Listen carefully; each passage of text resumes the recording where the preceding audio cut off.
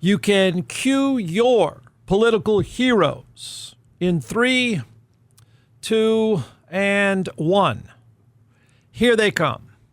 Why, you ask? Again, well, I can connect the dots for you, and I think it's not only a disgusting use of your resources. You know, I know it's a foreign concept. I know we view politicians as royalty, but they are supposed to work for you. So I think it's not just a disgusting use of your resources and time, but I think it's just wrong. And I'm waiting for anybody to argue back. I'm not saying there's not a good argument out there. I just can't hear it. Question. Fundamental question. Answer this. Answer at any point during this discussion why you think your representative needs to be involved in this. Just answer it. If you have an answer as to how this affects your life or how it affects your kid's life, then let's hear it. I keep waiting to hear it. And by the way, that should be a standard we all have, you know. I think we would agree on that, right?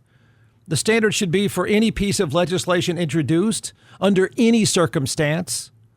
All that should matter is how you, the taxpayer, benefits or protected or whatever purpose there is. So please apply that standard to this because I think it's coming your way. And it might be the only way I can sort of circle all of you back into the conversation because it's just getting to be too much. So here's a quick primer. I'll do it fast. Name, image, and likeness in college sports is a term that came from a court case. The case involved a UCLA basketball player who sued because his image was used in a video game. He argued that the company that produced the game had no right to use his image for commercial purposes.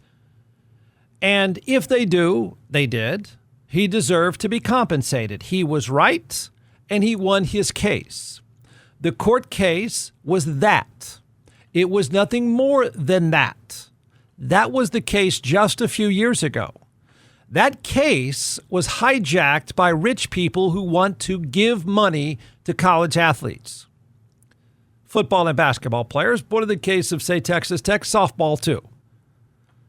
Okay? The sugar daddies, that's the term I used. Again, tell me I'm wrong. The sugar daddies of college sports used that case as an opening to funnel money to players. Keep them at their school, get them to come to their school, whatever. So schools rightly, coaches, administrators rightly complained that it was unfair because it was precisely, not a form of, it was precisely pay for play. And that's not what the term name, image, and likeness really meant. And they were right. Anyone who complained and made that argument is exactly right. That's not a gray area. It's really not. So the schools and conferences have since pivoted over the last 3 months, to be honest. And I would argue, I'm happy to hear otherwise. I never hear any real arguments about this. You know that? I mean, I keep waiting on some sort of intellectual debate about why it is this is a good thing. And now I'm waiting on the intellectual debate from any one of you, anybody, anywhere. I'm just waiting to hear the argument. Why you're making laws about this. Please fill in the blanks. But the conferences and the schools have done and are doing what I think is a pretty responsible thing and said, we have to stop athletes and the sugar daddies from taking advantage of this case. No one is stopping. At no point is anyone trying to stop somebody from doing a commercial, somebody signing an endorsement deal. That's not what's happening at all. The thing was hijacked, my opinion, again, tell me I'm wrong, as a way for rich men to own the players. So a commissioner is brought in, a guy from Major League Baseball who was an expert in salary caps. I think it was a pretty sensible hire. I think it was the smart thing to do. I think the industry of college sports got some advice or looked in the mirror and said, we're really not, as bureaucrats, we're not very good at this. And they're not. We need this to be run by people with experience and saying, here are the rules, here's how you follow the rules, and this is what happens when you don't follow the rules. And they've done that. They've created what I think is a very sensible, pragmatic format and framework, much like you would see in the NFL. So the new rules go into effect to stop the slush funds on July 1st. That's where the thing sits. And now, and you can see more of this, now your political heroes are scrambling for some reason. And I'm asking you, are you taxpayers complaining? I mean, are you complaining and that's why they're reacting? So politicians now and Texas and others are going to follow this move. I don't know why this is a Republican thing, by the way. I don't know. I really don't know. So here's what is reported now. And remember that question I asked you earlier. Anything, any House bill, what is the application to the taxpayer? Answer it in this case. The state of Michigan has seen a bill introduced that would potentially target part of the agreement that revolves around reporting NIL deals and investigating those deals. House Bill 4643 would completely ban reporting deals to the Sports Commission. It would also prohibit schools from assisting in any investigation and ban any athletic associations from penalizing athletes or schools for noncompliance. In other words, they have made a bill, and I can almost guarantee you some other states will follow, and that'll be interesting by itself, that says we don't want to follow these new rules. We will pass a law not to follow these rules. We don't want anyone investigating. We don't want anyone to know that we are going to circumvent these new rules. And that's what the lawmakers are doing. I mean, imagine that kind of scenario. You tell me exactly how this affects you, a taxpayer. Just tell me. I mean, I think it's pretty disgusting. It's too much to ask of a lawmaker or anybody for that matter to say, hey, it's your sport. You guys govern yourselves however you want. Who cares? Instead, your lawmakers step in and say, I will make sure that you can cheat as much as you want. And not only that, I'll make a law where they can't catch you cheating. There. Problem solved. Among other agreements in it to try and shape the future of college sports, NIL deals above $600 would need third-party approval. To do that, those deals are going to be sent to a new clearinghouse called NIL Go. Deloitte is set to oversee the fair compensation ranges for that. The House settlement also established a new enforcement agency called the College Sports Commission. It would be their job, this is a new prosecutor brought in, to handle those investigations.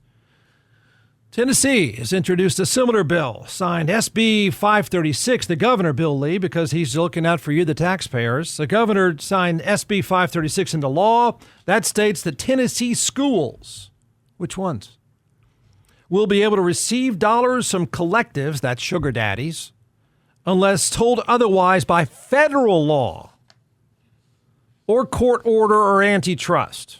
All right, so you got two already in the House. Since you've got until July 1st, we can assume any state in which a super rich football power resides, they will have legislators turn around and pass laws that says, by law, we don't follow your rules.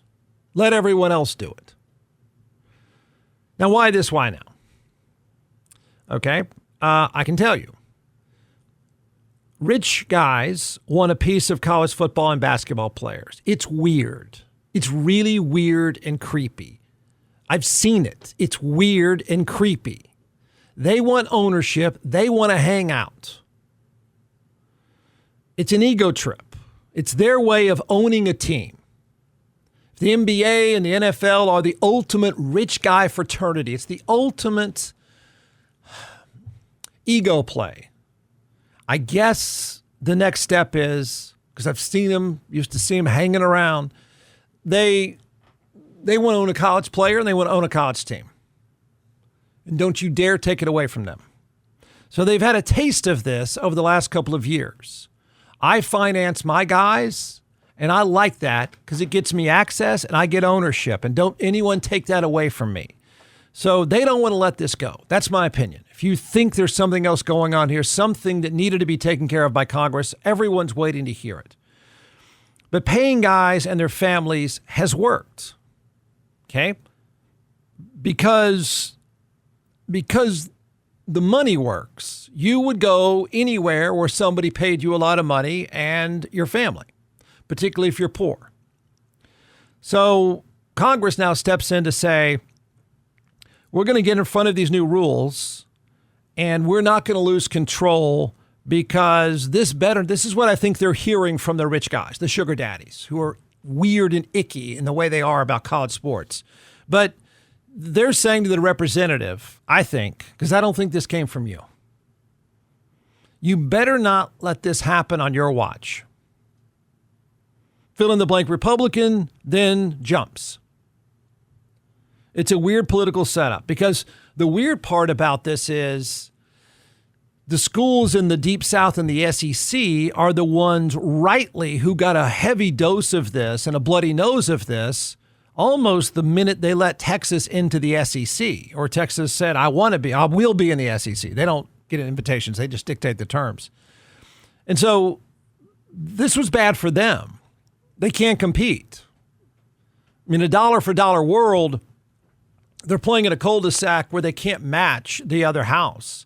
So in a weird way for the SEC, this is good for the new rules. I think are good for everyone. It's very practical, very reasonable. We're good for everyone except Texas and maybe A&M as well, who would spend a lot of money. And so in the Big Ten, it's probably true across the board, outside of Michigan, outside of Ohio State, and probably Oregon. The screaming sound is from someone like SMU that if there were rules in place that the sugar daddies couldn't take over, they would go right back to where they were 5 or 10 years ago and be mediocre at best. Same would apply to Texas Tech.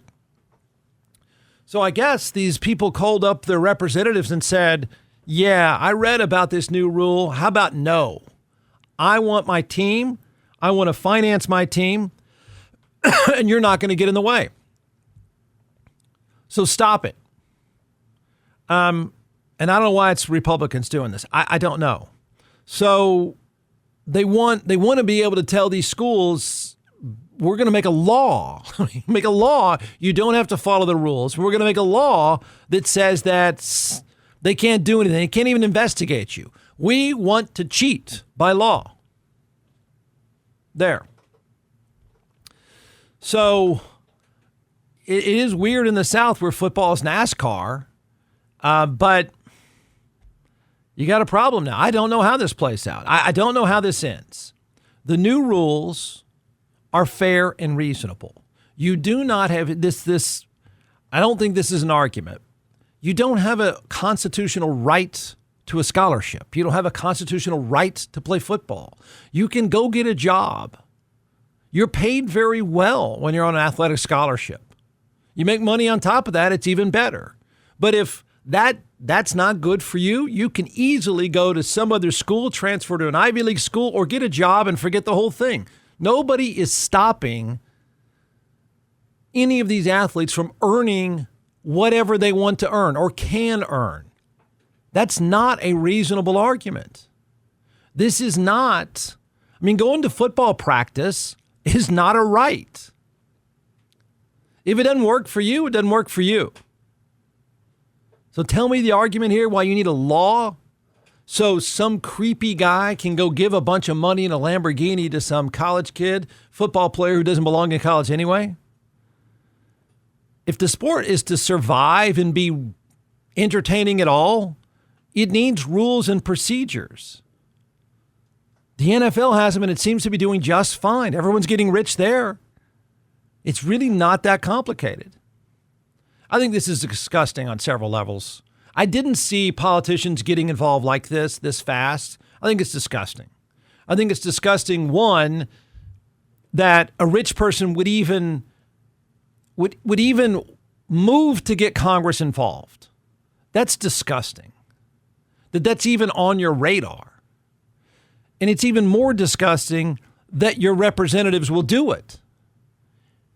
Surely you know there's some serious stuff going on. This is it. The people trying to take this sport over, as I said, the best and most genuine term I can give is they're icky. It's just a weird obsession with these players. Anyone with ethics at this point just needs a shower.